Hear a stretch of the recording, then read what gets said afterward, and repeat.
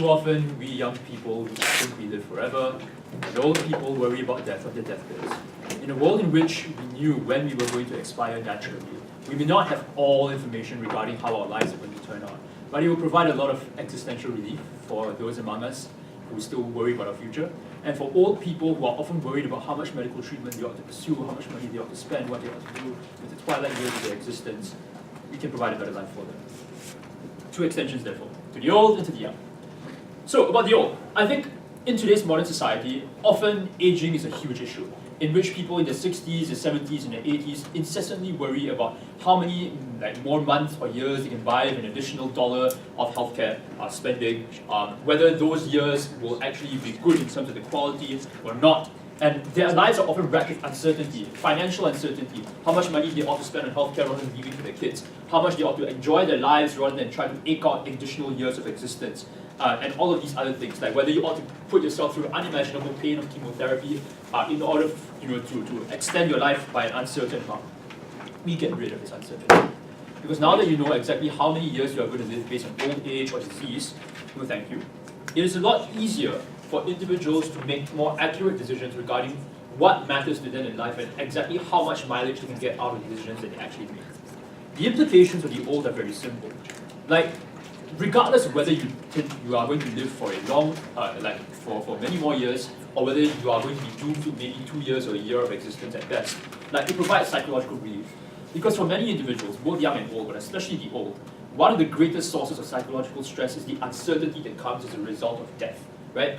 The uncertainty of not knowing when you're going to die, and even if you have a lot of information, even if you have a lot of resources to be able to stave off cancer or all of these other malaces that you suffer in old age, it weighs upon you. It weighs upon your mind, it weighs upon your existence. And in a world in which we didn't have the uncertainty associated with when we are going to die, but we know exactly when we're going to die, that takes a lot of the psychological stress and uncertainty out of all individuals' existence. No thank you. That provides an immeasurable amount of psychological relief to an entire generation of individuals for whom medical therapy may or may not be able to extend life and is uncertain as to what the quality of life is going to be. More specifically, I think once you realize just when you are going to die, it is a lot easier for old people to focus on things that matter. For some of those people, it might mean chasing more treatment, because you know that if you follow through with that treatment, you will live 10 to 20 more years. For those of you who don't, who because you intuitively know you're not going to live for much longer, it is therefore a lot easier for them to focus on things like connecting with family, with spending money on vacations or whatever it is that makes you happy and gives you meaning in life, rather than spending the last of your savings, attempting to fight cancer, being bedridden because of the side effects of cancer, burning through all of your savings, not being able to do the things that actually matter to you in life. No thank you. The larger picture is even more significant, right? Because when you aggregate millions of old people's decisions with regard to healthcare spending, essentially, for those for whom healthcare spending might not actually benefit them significantly in the long term, you save a lot of expenses on their behalf, because now they don't have to spend huge amounts of money, burdening the healthcare system, burdening their own expenses, burdening their own savings on things which don't actually give them significant benefits, right? It means we reduce the cost of healthcare spending because there is less demand for it. It means that for individuals, millions of individuals, they now have a much more secure financial position because they don't have to spend a lot of money on worrying on unnecessary expenses. So that's how we help the old people. But how do we help young people? Because it's a lot harder to characterize young people, right? They've got a wider variety of interests and worries. Some of them, worry incessantly about what their future careers and their prospects are going to look like. Some worry too little about, what their futures are going to look like. And somebody wouldn't think about these things at all, because to them, they live like I have, the first 20 years of our lives passively, without regard to what actually gives us meaning in life, until we discover a crisis. So now, I'll take you in a bit, but the main impact of this particular world that we are going to live in now is that regardless of whether you know you're going to live for a long time or whether you're going to live for a short time, the thought of death is constantly in your head, because you now know it as a part of the core of your being, as a fundamental intuition that you are going to die someday and you know exactly when that day is going to be. And those carry significant effects, as I'm going to explain in a bit. But before I move on, I'll take closing first. So you tell us that you provide a significant amount of psychological relief for people who have anxiety about death. Given that you can die by accident and you can never predict when that happens, how does that psychological... Yeah, of course. I mean, obviously I'm not going to be able to remove all of your existential anxiety, right? But to the vast majority of people who will not die in a car accident, I think it gives them a sizable amount of relief that barring exceptional circumstances, they don't have to worry about these things. In fact, most people would tend to worry more about whether you get cancer or whether you get heart disease or whether you get kidney failure, rather than whether you end up in a car accident or a plane accident or whether you get murdered by the police. At least for most people. I'll talk about minorities in a bit.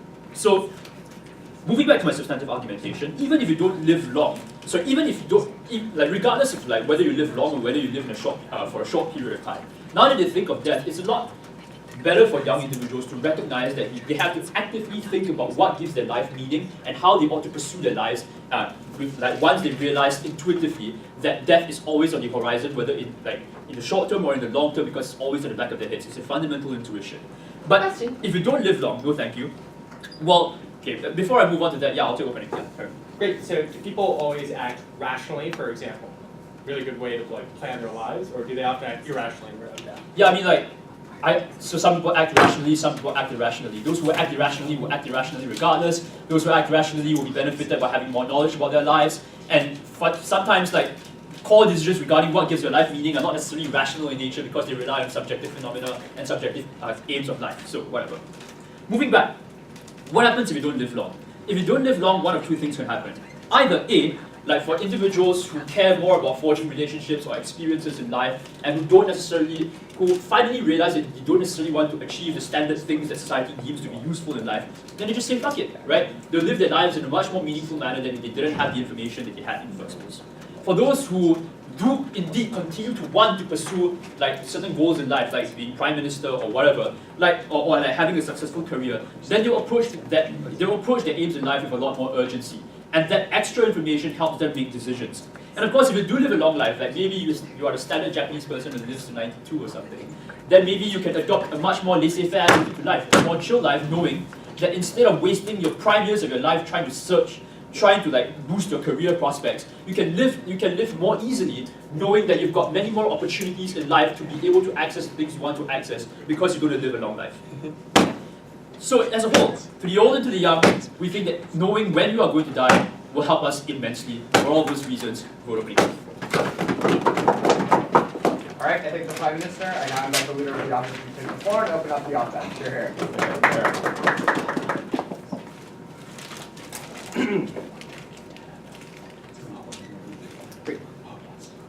Panels, if I found out I was going to die tomorrow, I wouldn't feel the existential relief that the PM suggests. Instead, I would flip out. What an awful suggestion. I have lots of things to do. Maybe not be Prime Minister necessarily, but many things which I think are integral to my existence, to my happiness, and my ability to live. With that then, let's engage. First, on what they tell us. They say, first point, that old are going to benefit for two reasons. One, because they can spend less money on healthcare if they don't need to, and two, because they can connect more with family. Two responses. First, although you won't spend more on healthcare when you are at the expiry date, importantly, you still need to get to the expiry date, so you're still spending quite a bit of money getting to this point to make sure you can live at this age. But second of all, on connecting with family, if you're someone who's very old, you're getting treatment for a terminal illness, even if you think you can live for 5 more years, still, death is on the horizon. You know this, so there's still a massive incentive for you to connect with family. Consider, in the status quo, do people with terminal illnesses just say, I don't really care about my family, all I care about is getting another 6 months? Instead, what we see are big debates about whether or not people should do this and what actually people should prefer in these situations. Often people don't choose to do this, instead they do choose to connect with their family rather than getting more chemotherapy, for example. The second argument that they make then is about the young. They say that the young will essentially experience an existential crisis that will motivate them to do what they want in their lives if death is on their horizon. First, note that death is often non-natural, so plenty of circumstances, many people die from non-natural causes. Second of all, though, people still die eventually. There are plenty of people for whom death is always on their mind, despite the fact that they don't know exactly when they'll die, but nonetheless that they could die, not just at any given moment, but they will eventually die. That is a certainty, just because they don't know if it's at 35 or 75, doesn't matter. Now, what are we going to bring you in our points of extension? First, we want to tell you about how humans would react to this. We would note a few things. First, humans prefer irrationality and uncertainty all the time. Think of the many scenarios where we say, I don't want to know X. It's not something I'd be interested in. Knowledge is not always happy, although maybe in some circumstances. And as a result, we choose to defer not to know. This is the theme of the hit Maroon 5 song, Don't Want to Know. So, I don't want to know whether or not I may be dying tomorrow because I want to be more comfortable in what I have today. But second of all, though, I think this would actually massively discourage people, make them incredibly unhappy. Why is this? Life has a lot of costs. They're really hard to do, great things like be president or prime minister. The reason why we're willing to do that, do things at all, even small things, is because we think there is a long, large, extended benefit in our lives. Even if those benefits are small, right? So maybe we want to be hedonistic on their side of the house, right? They say people will just do what they want. People will not value that, however, if it is only for a year or two. Instead, they will say, why should I even spend the next 2 years being hedonistic and enjoying my life if ultimately everyone else around me, for example, is going to live to much longer lives? Why should I value that at all, given that there are costs, right? Like I have to work, for example, to make money to act in hedonistic ways. So at that point then, why would you value anything? Because even at those high points of moral happiness, where people are enjoying themselves at times because they know they'll die in a year, at their high points, they are reminded again that the reason why this is happening, that why they're happy in general, will come to a very, very quick end. This is not true on our side of the house, because on our side of the house, when you're happy, you aren't necessarily thinking about the imminence of death. Instead, on their side, it doesn't make people super rational, like, I'm going to plan to maximize utility at X point over a given period of time, but instead, they just become massively discouraged and don't want to engage in society writ large, don't want to engage in life writ large. Imagine if you had just born a child, an infant, who was going to die at the age of 3. Why would you raise them to the age of 3? Why not just leave them be? Why not, why raise a child at that point? Because the expected benefit for them is essentially zero, and especially for you too. Even at the high moments where you want to engage with your child a ton, you are reminded that this happiness is fleeting, will come to an end very soon. Before that, what's up? So it seems as if the case is premised on the assumption that people learn now when they're going to die. But the point at which you know it from birth, don't you think people have some time to get used to the idea of knowing when they're going to die? So everyone on Earth already knows that they are going to die. That's not the debate, but instead it is about knowing specifically when you die and often being much shorter than one would anticipate. Everyone might broadly assume, for example, they're going to live to an extended age as long as they try to avoid non-natural deaths as much as possible. However, on their side of the house, they actually remove all that uncertainty, so don't give people a reason to actually value things in the status quo. So they say, why would I go through the trouble of living another 2 years for some benefits if I'm not going to get the massive benefits of another 60, 70 years that so many people get, or people who don't die like age 35. Third thing I want to note, though, is that there's value in sureties. So often I think people actually derive a lot of benefit from trying to accomplish goals rather than accomplishing them. So on their side of the house, yeah, you stop trying to be prime minister, but that wasn't the point. Although people might say, yeah, I want to be prime minister, people derive the vast majority of the value of their journeys from the journey itself, the trials and tribulations you had to go through. On our side of the house, you don't go, their side of the house, you don't go through that. And on ours, you do. So you nonetheless experience those benefits as you're living, right? Because you're trying to accomplish the goal, so you do value yourself. So, at that point, no thanks. People actually really lose all of that because they don't get any of these benefits.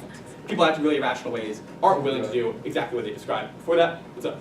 There are many things that are natural for human beings, including being cruel and being stupid. The mere fact that people enjoy being irrational sometimes is not a justification of why it's good. Why is it good? So, it may not be good for people. Our case isn't, it would be moral if our system is, or our case is, it would be moral if the system is implemented to be good because people react irrationally to the system described by the motion, right? People wouldn't react in the way described by OG. Instead, they would prefer the uncertainty that we described. Their higher utility increases. People are better off. Second point of extension, though, how you treat others. So, 2 things on this. First, vastly less of an incentive to improve things like healthcare systems because of basically insider privilege. You're already, right, everyone's expiry date is already set, it's fixed, so you don't actually want to help anyone else. Good analogy is Florida, where it's mostly composed of grandparents who don't want to fund education, and as a result the education system is massively underfunded because they say, my kids have already gone through high school, college, I'm in retirement, why should I care about that? So there's this insider problem. But second, we would note that actually, what if this gets out? So you might be able to lie about this, you might be able to keep it in yourself, but often we tell people secrets, things that are really intimate about our lives, but this is unique Because what it does is if this gets out and you aren't able to like credibly prove to people that it is untrue, so maybe you tell a partner, they tell everyone else and everyone believes it, why would you engage with that person? I think many people would choose to say, why would I date this person, or employ this person, or interact with them if they only have a year of life left, instead I'm going to go on a date with someone who I am at least uncertain about whether or not they're living to 75. For these reasons, proud to propose. All right, I think the leader of the opposition, and I invite the Deputy Prime Minister to take the floor for government. Hear, hear.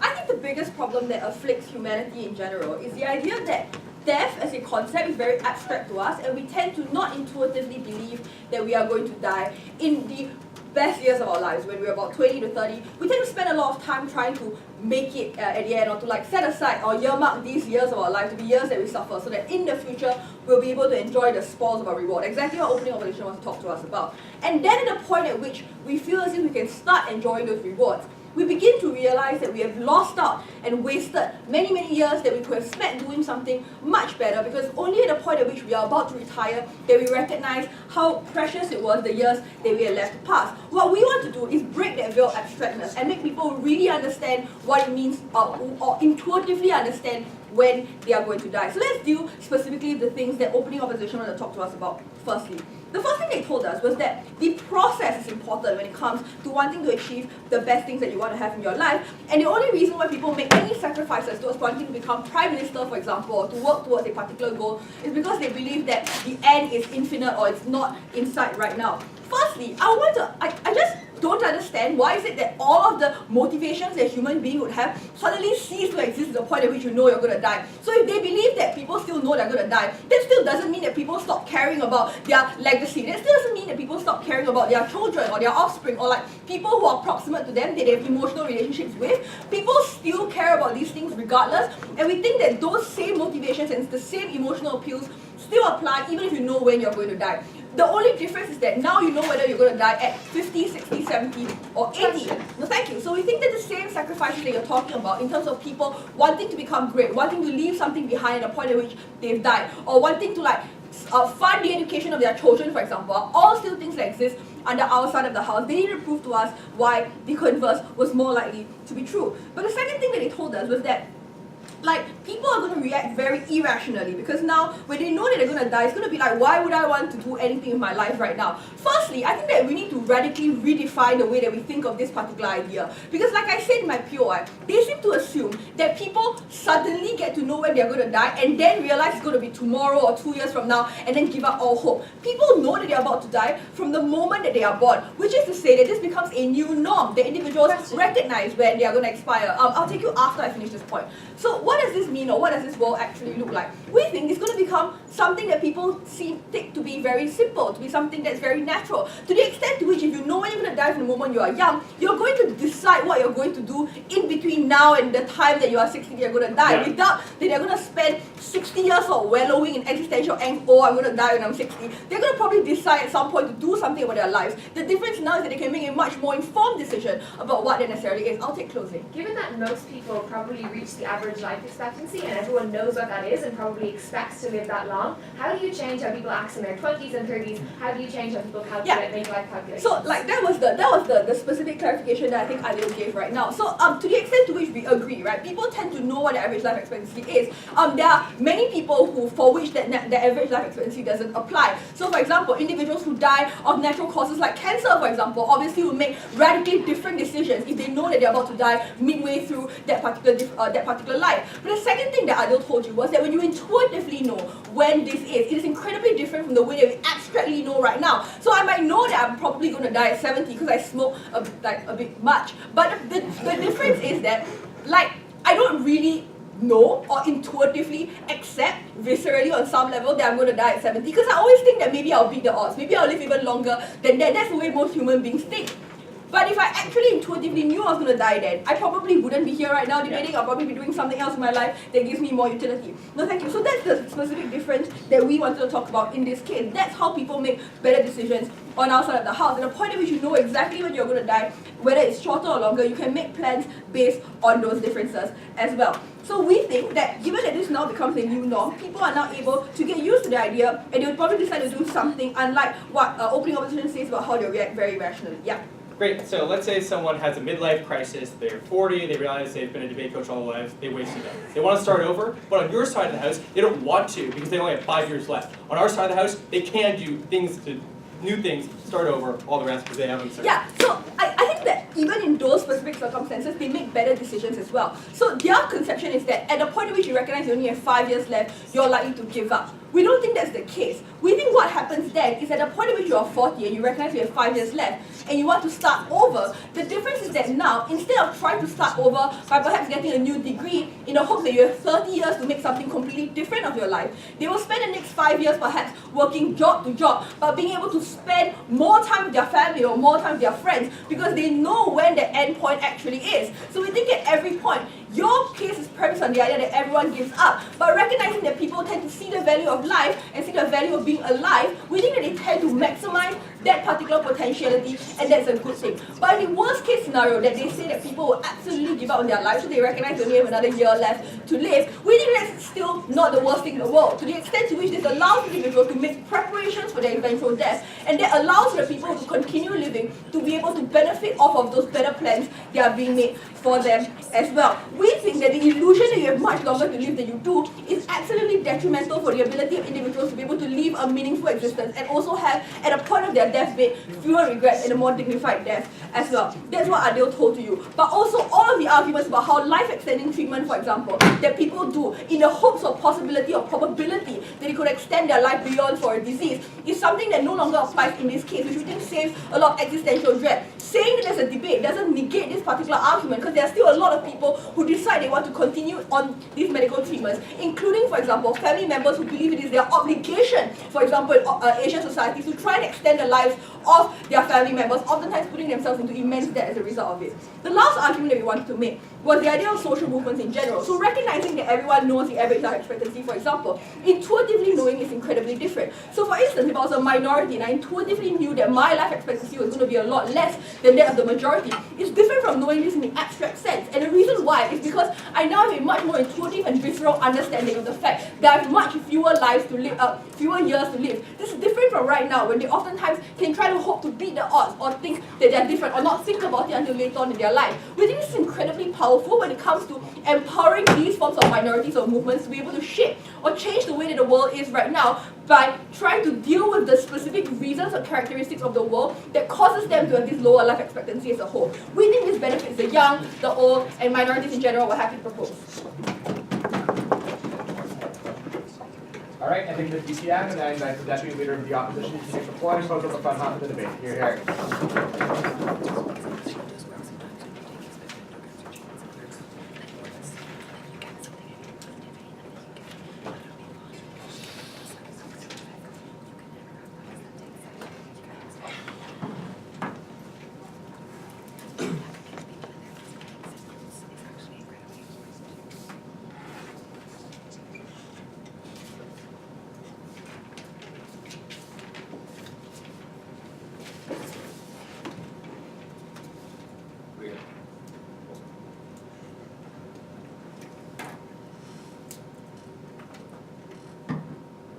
The problem with the characterization from opening government is that most of their examples apply to cases in which people die from things like accidents, right? So when they say that you're a young individual and that you're going to spend more time with your family because you know the time of death, that far more likely applies to things like, when you get into a car accident. The problem is on both sides, people don't know if there'll be in those accidents, right? If you're a young person who's going to die in like a year, probably it's because of things like natural diseases. At which point on our side of the house, those individuals probably also know that they're likely going to die at some point in the next year, right? The only difference is they don't know if it will be exactly 6 months or if it will be a year down the line, right? That's the actual comparative in this round, not the one that opening government is trying to set up. in light of that framing then, two questions. First of all, how do you treat yourself? Second of all, how do you treat others? So, to the first question on how you treat yourself. What these guys say is an argument about the old and the young. But first, let's deal with the old. They say old people will stay away from medical costs and they will spend more time with their families. To the medical costs. First of all, note that if you're an old individual and you know that you're going to die in 1 year, and a doctor comes along and says, hey, if you get chemo, you'll live for another year, that probably doesn't change your decision to take medical costs, because it's probably the case that your natural expiration date factored in the fact that, like, deterministically you were going to take that chemotherapy anyway. That means that this is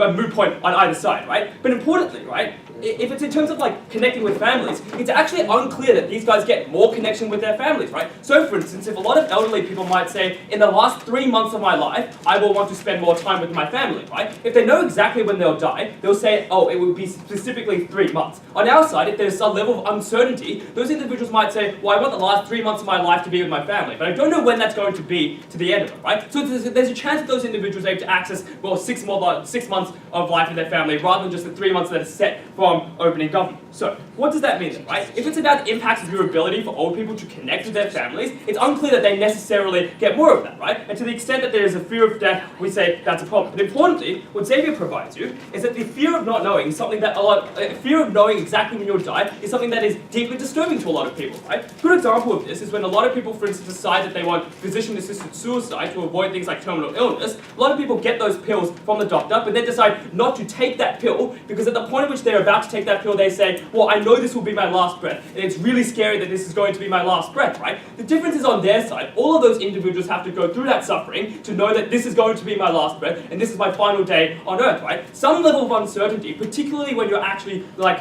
if, for instance, have that illness or might die of old age, is beneficial, because rather than saying, well, you know, this will be the last 3 days of my life, and those are the things that those are the only 3 days that I should maximize and care about, you can say that maybe I might live for another month or another 2 months, and that you can actually have some level of ability to say I might enjoy all of that time and have a level of enjoyment more, right? But importantly, it can also impact the ways in which your family is able to access that, right? So to the extent that your family might be able to say, well, that individual could have lived for a longer time and is able to do that. So, what's their next argument? They then say, well, the thing is, young people can actually have a change on this, right? I think closing opposition is correct when they say that a lot of young people probably know in general that they'll live to roughly similar amounts of time. That means that the examples they give you about a young person dying at the age of 22 probably comes from things like natural accidents, in which case it doesn't apply, or if it isn't from natural accidents, it's from a young person contracting that disease at the age of 21 and then deciding how they want to experience their life, right? But what they then say is, well, the thing is, you can plan for this and change your time, right? And then, for instance, like ambitious people can, instead of focusing on their ambitions to become prime minister,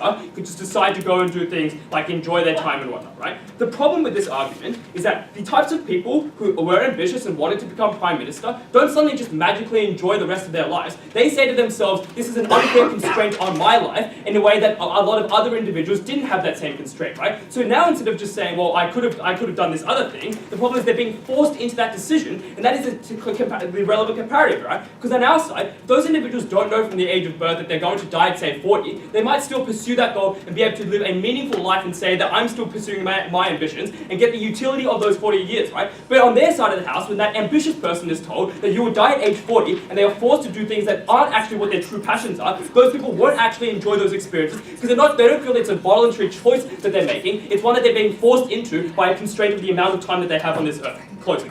The natural lifespan of human beings has increased over time as we've cured disease. Wouldn't this information be incredibly valuable to efforts to increase human beings' natural lifespan?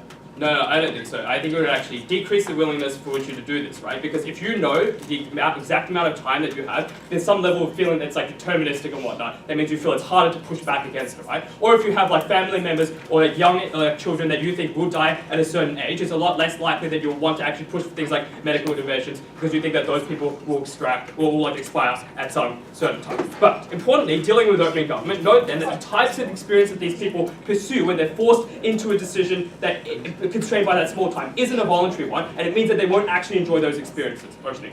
Right, so we told you that the fear of death often comes from the uncertainty as to when exactly it's going to happen. Once that human beings are structurally going to fear death at every single point, at a point at which it is something they know is going to happen at a specific time from the moment they are born. So the thing is, the fear of death applies in the last years of your life, right? Note that this is going to exist on either side of the house. The difference is that if you know exactly when you'll die, that changes your way of experiencing that because on the very last day you know that you will take your last breath, and a lot of people don't want to do that. That's the physician-assisted suicide suicide pill example, right? The difference is if you're young, you might not fear that death, but you feel constrained by those time and the amount of time that you have on earth because you feel that a lot of the goals that you want to pursue aren't actually readily accessible to you just by virtue of the fact that you don't have enough time to do things like political campaigns. Second question, how do you treat others? First of all, note on children and marriage. I'm going to deal with marriages first, right, actually. So, at the point at which you know you're an individual who's going to live to the age of 75, but the other people around you aren't all necessarily going to live to the age of 75, that constrains the number of people you're willing to engage in relationships, right? The reason for this being that a lot of people will say, I don't want to invest 20 years of my life with a partner who will die at the age of 35, right? The problem with that then is that you constrain the number of people who might be optimally good for you in a way that is artificial and that does not mean that you can access the best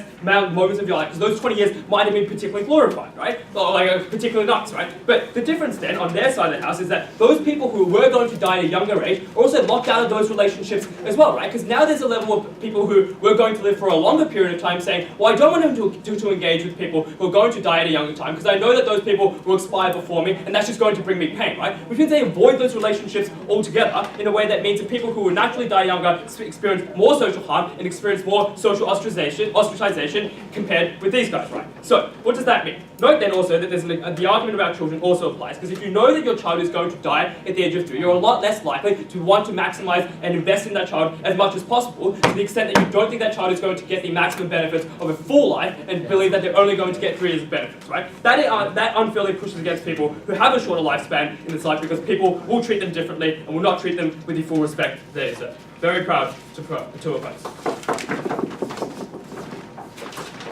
All right, I think the Deputy Leader of the Opposition, and I invite the Member of Government to open up the back half of the debate. Here, here.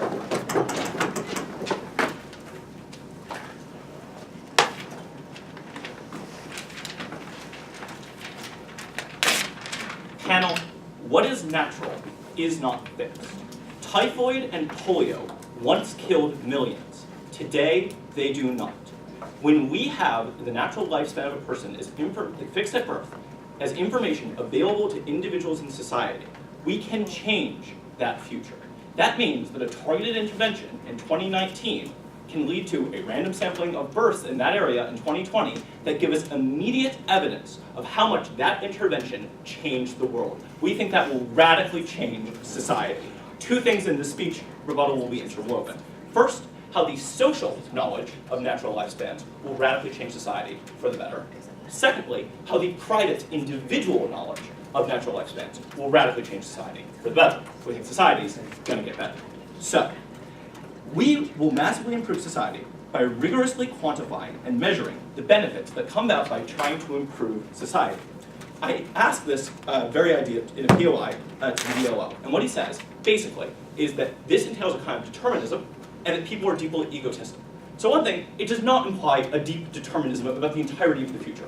People's natural lifespans are fixed, but there will be people that will be born in the future, and those people can well have longer natural lifespans. I don't think that people are going to decide that nothing can ever be changed and we're all mired in a deterministic quagmire. To the extent that they do, I think that that might bite on both sides, and I'm not really sure why it would help them. The more important thing here is the egoistic challenge. We just simply don't think this is an accurate portrait of a large number of human beings. People engage in life plans that extend to their children, that extend to their communities, that extend to social enterprises. We think that that's incredibly important. Why?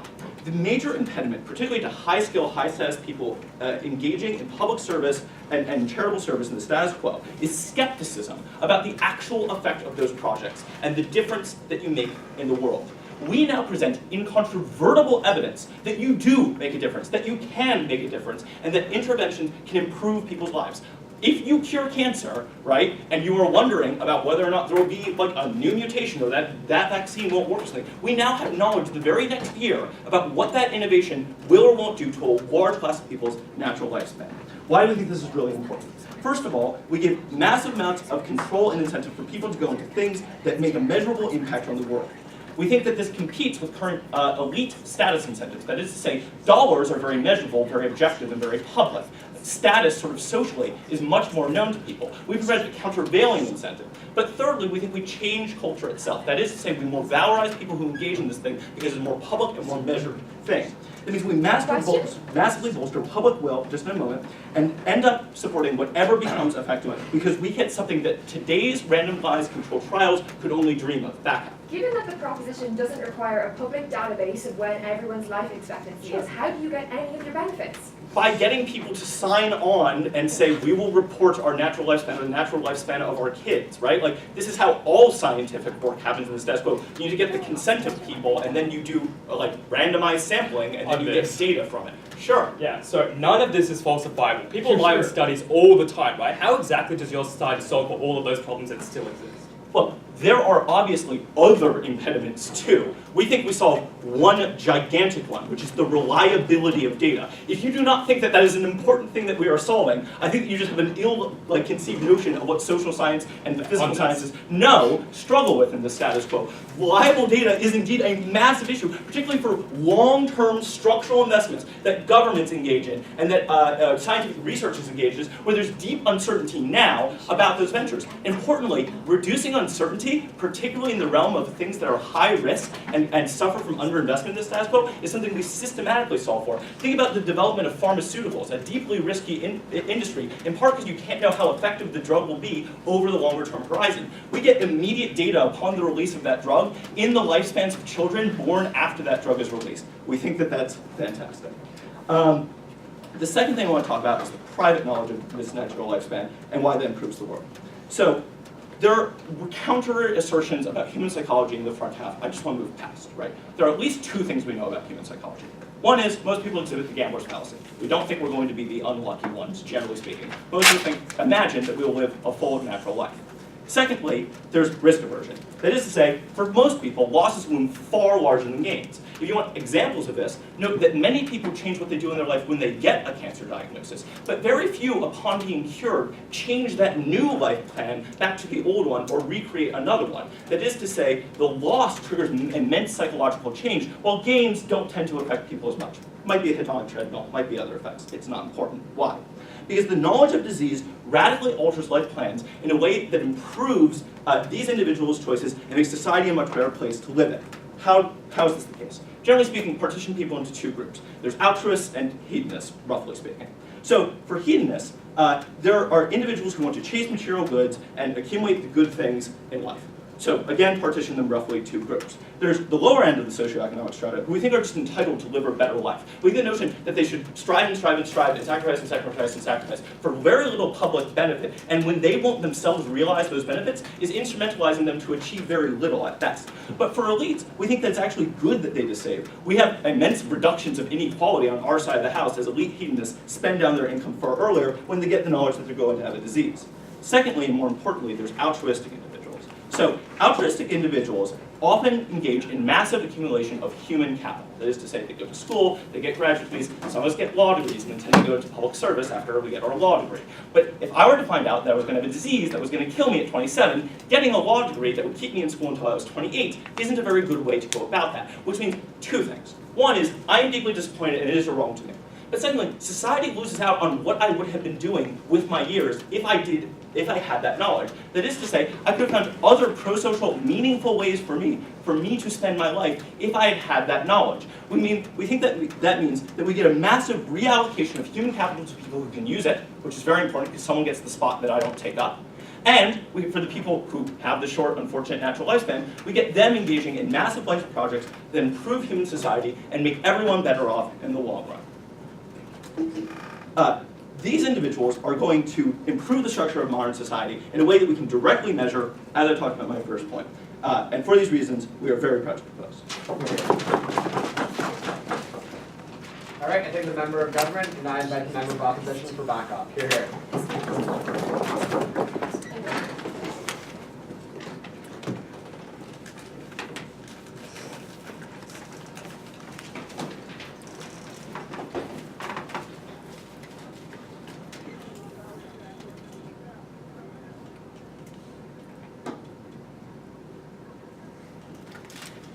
Sure. I'm going to talk about health developments and why we think they actually nicely align with our side of the house, and that is directly comparing ourselves to CG. And then I want to talk about how this will influence people's behaviour in regards to life planning, directly responding to the top half of the debate and clearing up that clash. All rebuttal is interwoven.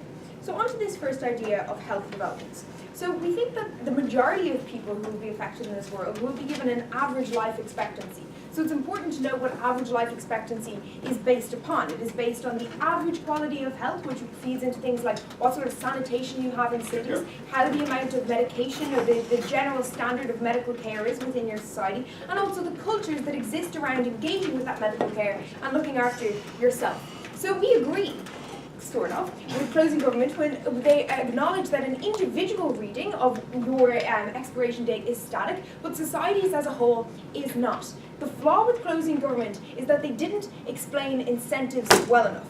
So they say to us that people in the future can have longer lifetimes and they're still likely to get that on their side of the house. I don't think this is the same amount, you will see the same amount of movement when people are not doing it for themselves. I think that they have vastly underestimated how self-interested individuals are in preserving their own lifetimes and extending it, and how that has actually been the driving force that has made these pushes towards extending overall life expectancy in societies. 3 reasons for this. Firstly, it is actually incredibly difficult for you to do things like extend your lifetime because exercising is difficult and boring, good food tastes shit, taking vitamins every day is a really annoying thing to have to remember. So it's difficult for you to have to make that sort of sacrifice, so unless there's something in it for you, it's very obvious, and we see people doing it all the time anyway, just take the easy option and prioritize what makes themselves feel good in any given moment rather than for some greater good. But secondly, they say to us that individuals will do this for their children. I'd just like to point out that we are currently killing the planet, even though and making absolutely no amends to try and deal with that in any sort of meaningful way, and completely contesting and acknowledging the fact that this will probably be an inhabitable planet in a couple of generations' time. No understanding why we are now willing, even though in solving that problem will take minimal changes in how we interact with our world, why suddenly people will be willing to do this massive overhaul and put in a lot of money and time into extending lifetimes when there's no benefit from there. But also thirdly, it's important to note that the increments in extending average lifetime are so small that it's probably not that my children will have a significantly longer lifetime than me, but it's actually a very far away benefit. So like the sort of person who did this work for me was probably in the 1700s and wasn't thinking about me particularly when they decided that they were going to clean up sanitation and change how cities were formed. It had to become because they were self-interested that was motivated in the first place. Completely insufficient analysis from closing government to explain why you would still have these changes, no thank you, carry forth. So, why do we think, and this also engages with proposition when they say, opening prop, when they say aging people will stop caring about extending their lives. How is it directly that this sort of attitude will change the average life expectancy in a society? 1, your individual children are less likely to be healthy if you are eating bad food consistently throughout your life, if you are not exercising at the point where you are having children and reproducing. So there is a direct link there. But secondly, we think that you are more likely, by doing things like constantly engaging with medication and pushing forward medication more, that you are engaging with structures that feed into society-wide change about life expectancy. Because if everyone in the 1700s knew that they were guaranteed X many years, they wouldn't have started to analyse the reasons for why they were living less time, because they didn't think they had anything to benefit from cleaning up streets or involving or changing medication or making sanitation better for all the people within the society. Thirdly, we think that this is especially important for minority groups who have drastically lower life expectancies than majority people within the country. So that is why this argument needs to be seen as the most important one in the debate, is because the one that brings us most likely to an egalitarian sort of standard where most people will be able to access longer lifetimes. We prefer this world because we think that there is almost an implicit acceptance in this debate that the best thing we can have for more people is a higher quality of life, but the end goal is ultimately a longer one. You get that best on our side of the house, particularly targeting the people who they say are currently locked out of it, like minorities. Before I go on, closing. When banning chlorofluorocarbons causes an immediate increase in life expectancy in the very next year, don't you think that will increase public will to do something about global warming? Okay, so firstly, I think it's if you are already given your life expectancy you are not thinking about it insofar as you're thinking about life expectancy, more so maybe about the environment. But I also just want to point out that people have still not been willing to do the big drastic steps and really, like, they've changed, yes, what aerosols they use, but they're not changing the fact that they still drive everywhere and go on mad flights around Europe. They aren't actually making any meaningful steps that would be required for their change if they were not self-interested. On to this idea of life planning. No, thank you. So this is a direct response to the argument we get from opening proposition when they say to us that what is good about knowing when you are going to die is the idea of prioritizing your time. Because the implicit thing here is that you are going to get more meaning and more value out of it. I think this is incorrect. Because what they are actually describing is guilt.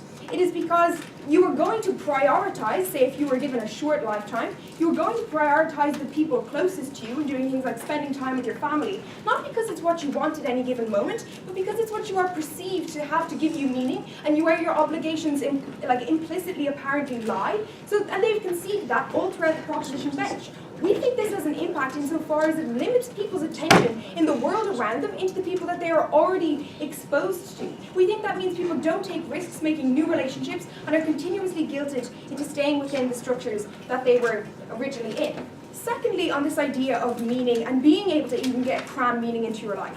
Think about if every single moment of your short life was filled with this incredible pressure that you have to be getting the most amount of meaning out of it at any time. Think about how guilty you'd feel if you just wanted to take a day off and watch Netflix. This is encompassed when propositions say to us that if I knew this, I wouldn't be here debating. I think the reasons that the proposition speaker is probably here debating is because they did things that made them happy every step along the way of their life, and it has led them to be doing something they enjoy. Not because, and the idea then that actually the best version of their life would be as if they ignored all those incentives and they did some idea of how you should be cramming meaning to your life. We actually think that pressure would steer people away from a course that would get them any meaning from their life. So therefore we think that actually the quality of life you get is lesser. Finally, on health quality, we think that prioritizing things like your physical well-being also have benefits insofar as your mental health benefits, which we think also contribute to people's enjoyment of their life, however long it is, external to just extending your life. You don't get them when you don't care about developing your health. Proud to propose. All right, I think the member of opposition, I invite the government whip to take the floor and close up the government bench. You're here.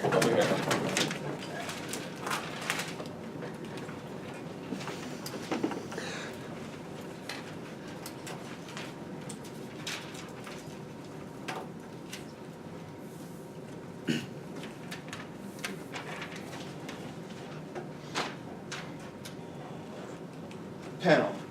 Opening government tells you that individual people are going to experience kind of more satisfying lives, and opening opposition kind of disagrees with them on that clash, on the kind of individual comparative of how people are going to make decisions that are individually satisfying to them. What we brought you on our side of the house was the massive structural changes that will materially enhance the quality of life for society writ large, and also those very people over which the opening half debate was concerned. So the way that I'm going to structure my speech is that I'm going to talk first about this opening half debate about the individual existential satisfaction from knowing or not knowing, and then secondly, we're going to talk about what we think is the significantly more important question of how we improve the quality of life for society in general, including those people. But first, a little bit of rebuttal of CO's extension. So CO tells us, so we tell you in a POI, basically, that there are going to be significant benefits that materialize to society from a couple of factors. First, we tell you that there's going to be just more accurate data, which is to say, if you think about the way that the Gates Foundation, for instance, allocates its resources, they use randomized controlled trials. What's the problem with this methodology? They don't have a great sense of what kinds of interventions, investing in malaria nets versus investing in roads or infrastructure or those kinds of things, are going to result in material benefits. So what we told you is that we massively expedite research, because instead of having to wait for 50 years to get a sense of what the quality of life improvement is, we wait for 1 year to get it from children. Now, I think we get this in a point of information that, or in a response, that people are just going to kind of lie en masse on surveys, and so this information isn't going to be reliable. First of all, why? I have no idea why people would massively attempt to dupe researchers who are trying to help them, especially since, second, it is in their direct self-interest to tell them how many years of life their newborn baby expects. Why? Because they might have another baby, and that other baby might benefit from accurate information. But third, even if people do lie, we can control for this, because we have statistics that tell us average life expectancies. And so if that's true, we can suss out what the effect is of people's lying. We can figure out how to ask people questions better or give people incentives not to lie, and we can solve this. So this part is a red herring that we think is it. But then CO's extension is basically, we're not going to get any health benefits on our side of the house, because individually your quality of life is fixed. And as a result, no one's going to meaningfully invest in enhancing their years of life. So we think this fails for a number of reasons. First of all, we don't think this is an accurate account of the way people behave. There are trillions of dollars allocated to charities. The most sympathetic charities are the ones who deal with small children. If the poster child for this is Alex asks in a POI, if the poster child of your movement is literally a child because it is a newborn baby whose quality of life is significantly lower than it should be in a minority community, let's say, we think that is significantly more sympathetic. And to the extent that people experience things like sympathy, or there are people who are altruists in the world, we think those people having better information and having the increased satisfaction that comes with knowing that their intervention has had this direct effect is going to materially drive better targeted interventions, which is why they're saying that it took us hundreds of years to figure out how that we should invest in sewage. Now it takes us 10 years because we make a couple of investments and we figure things out. But also, even if you take their argument as true, that everyone is selfish and only cares about themselves, we're still winning. Why? First of all, because now you shift all of the investment of people who only care about themselves to quality of life. People tend to, I think as Alex told you, underinvest in quality of life and overinvest in quantity of life because they can see quantity of life and they don't understand quality of life. However, we know that quality of life is significantly important, which is why doctors tend to refuse treatments that would extend their life for a couple of years but significantly reduce their quality of life. The more informed you are, the more likely you are to realize that we as a society chronically underinvest in quality of life. Consequently, the selfish people turn their money into investments that are higher utility maximizing. But also there are selfish people who are motivated by things like status, and if Bill Gates can now say, I am responsible for 10 trillion life years of saved, we think that he gets to walk around and have something to compare directly to people who care about quantity. Closing. Okay, so seeing as things are invented all the time in labs everywhere, how on earth do you connect your invention to the saving of mankind or the addition to years of lives of babies in a different country? The magic of social science. So basically, it's called an IV regression, or an RCT. But basically what you could do is make an investment in a community and then compare it to a nearby community that's similar, and you see, look, the quality of life from this thing where we controlled for a bunch of other factors massively increased. This is how we as a society make investments and now invest in things like malaria netting and not things like chastity belts, which people used to think were important for virtue or something like that. So given that that's the case, we think that we are just significantly better on improving quality of life, and that's the most important issue in the round. Question. Then, sure. Yeah, it doesn't matter if your life expectancy goes up by 3 months if your quality of life doesn't improve. People who know they will die at age 75 will choose not to marry people who will die at age 35, and they will ostracize them in other social forms as well, because they don't want to experience. Two responses. One is that I just told you that we're massively improving quality of life, so your quality of life does improve. But second, on your dating point, I think you want someone who's going to be supportive and knows what they're getting into. If I have 2 years to live and I'm dating someone who doesn't know that, I want someone who can provide me the emotional support in my last 2 years of life.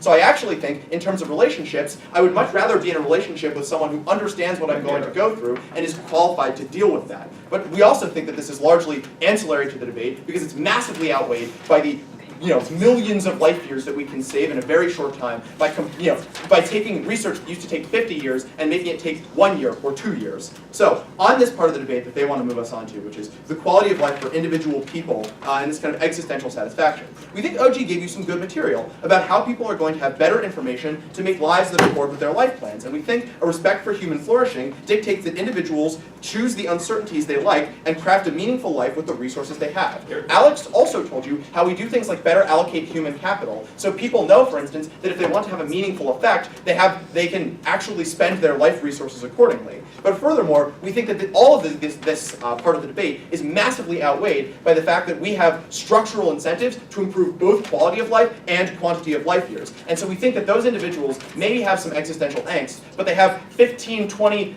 in minority cases, actually the people who are most deprived get the biggest returns, so they may have 60 more years to work out that anxiety with significantly higher quality of life. We think they'll take the trade. So, on this kind of, what do we have left on the improve the quality of life stuff? So OO tells us also OO gives us two arguments. One is basically the argument that CO extends on, which is no one's going to invest in healthcare because their outcomes are fixed. I dealt with this in rebuttal. Then they tell us no one's going to date you. I dealt with this in a POI. They also tell you people are going to lie en masse. We think that this makes no sense at all as a description of human behavior. So ultimately, on our side of the house, we deliver massive structural returns by improving data, by giving people the ability to meaningfully get the status they want from altruism, and to reap the rewards of helping others. For these reasons, we're proud to propose. Here, here.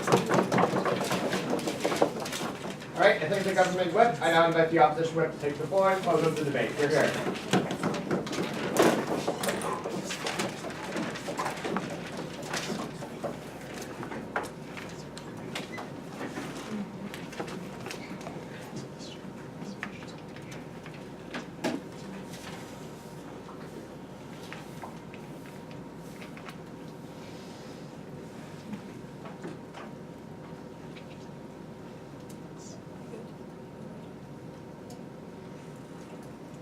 Talk about two things in this speech. I'm going to talk about how this affects people's quality of life, or rather decision making, when they have a short lifespan and know they're going to live for less than the average life expectancy.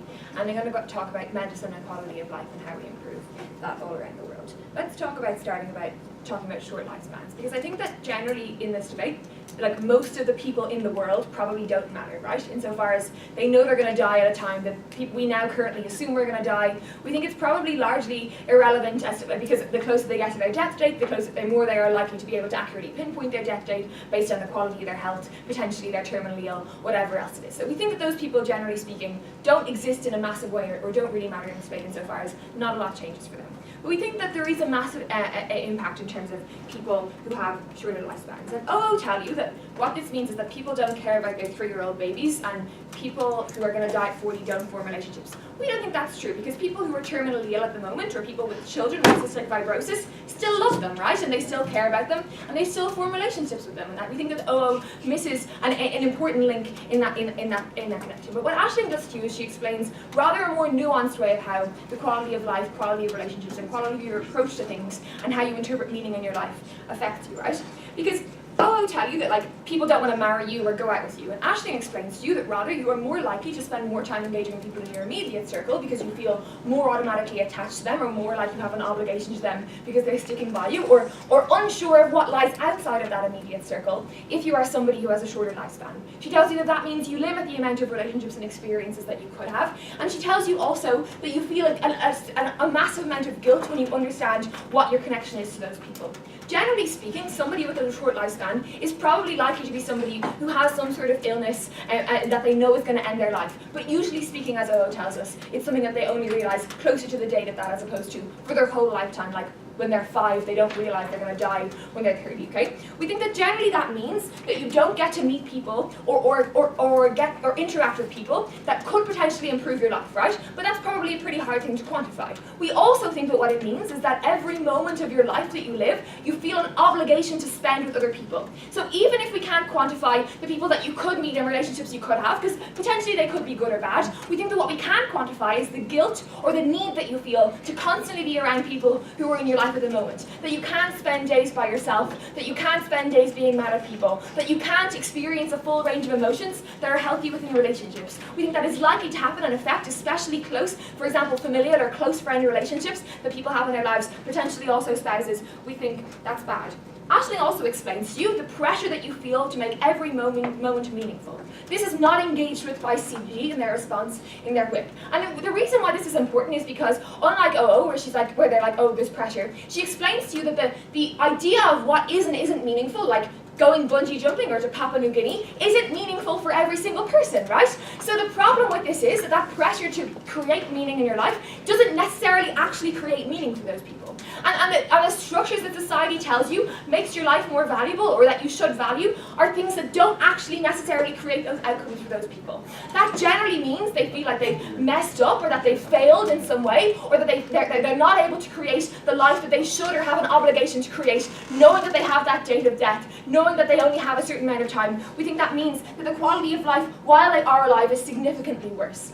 Note that if you live with guilt, if you live feeling like you are a bad person, you're a bad sister or brother, or you're a bad wife or husband, you are more likely to be depressed, you're more likely to isolate yourself, you're more likely to partake in potentially negative habits that can actually mean that you suffer more pain or have more negative experiences that don't necessarily shorten your life. So for example, you could fall foul to like addiction or something that actually makes your quality of life significantly worse without necessarily shortening it. We think that's a harm on our side of the debate. CG tell you this is all about altruistic people. Like, it's just so unclear to us, first of all, why those people are necessarily altruistic for their whole life, and why those people necessarily change their minds for their whole life. But also, it's so unclear to us why it's less meaningful for somebody who knows they're going to die at 25, like why, if they would have otherwise thought they were going to be Prime Minister and spend their whole life studying to do that and doing extracurriculars that made them feel like they could be that thing, why that is a worse use of your life than a use of your life that is altruistic in a way that fits into your span of life, right? And insofar as this is a debate, we think about how people contribute to the quality of life or how they enjoy their life. We think that you are more able to enjoy your life as an altruistic person when you don't have an idea, or as a person with ideas or like with dreams, when you don't have an idea of when it ends, but rather when you're consistently striving towards that goal. We think that's more meaningful. You feel less limited, you feel like you have a less limited amount of choices, and you're more likely to pursue the one that is most idealistic to you at that time. We would prefer that. We think it means you're probably likely to choose the one that makes you happiest. Let's talk about medicine, right?